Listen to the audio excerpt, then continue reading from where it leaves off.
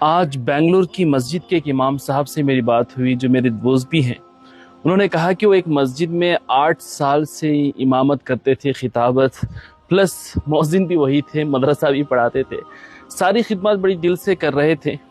اچانک 8 سال کے بعد حال ہی میں اس مسجد کے صدر نے انہیں بلایا اور کہا کہ امام صاحب آپ کو 8 سال سے ہم دیکھ رہے ہیں، ابھی ہمیں کچھ نئی ویرائٹی چاہیے، نیا چہرہ، نئی آواز چاہیے، آپ اپنا انتظام کہیں اور کر لیں۔ امام صاحب نے کہا کہ ان کے دل پر ایک قیامت سی لوٹی۔ انہوں نے صدر سے کہا کہ صدر صاحب یہاں پہ میرے بچے اسکول میں پڑھ رہی ہیں، محلے میں سیٹ ہو چکا ہوں، 8 سال کا عرصہ کوئی چھوٹا نہیں ہوتا ناظرین۔ انہوں نے کہا کہ میرے بچے کہاں جائیں گے، کہاں پہ پڑھیں گے، میں اچانک گھر کا انتظام کیسے کروں، کہاں جاؤں، مجھے تھوڑی مہلت تو دیں۔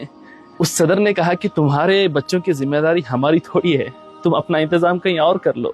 بھائی بنا کسی بات کے، بنا کسی مسئلے کے امام صاحب کو بس اپنے من سے نکال دیا گیا۔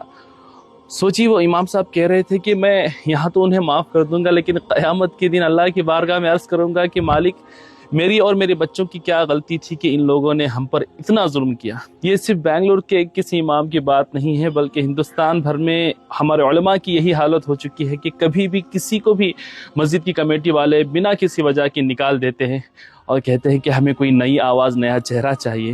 سوچئے ان کے بچوں کا کیا ہوگا، کیا ان کی فیملی نہیں ہے، کیا انہیں آپ کی طرح جینے کا حق نہیں ہے؟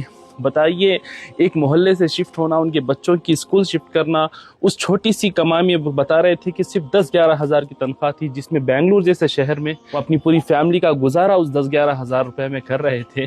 یہ بڑے افسوس کی بات ہے کہ ہماری قوم کہاں جا رہی ہے۔ ہمارے قوم کے صحیح معنوں میں جو لیڈرز ہیں، جو قائد ہیں، وہ ہمارے علماء ہیں، انہی کی قدر نہ کریں گے اور روتے ہیں کہ بھائی مسلمانوں پہ ظلم ہو رہا ہے، کہیں اس کی وجہ ہم ہی تو نہیں۔ یہ چیزیں بند ہونی چاہیے، علماء پر اس طریقے کا ظلم بند ہونا چاہیے۔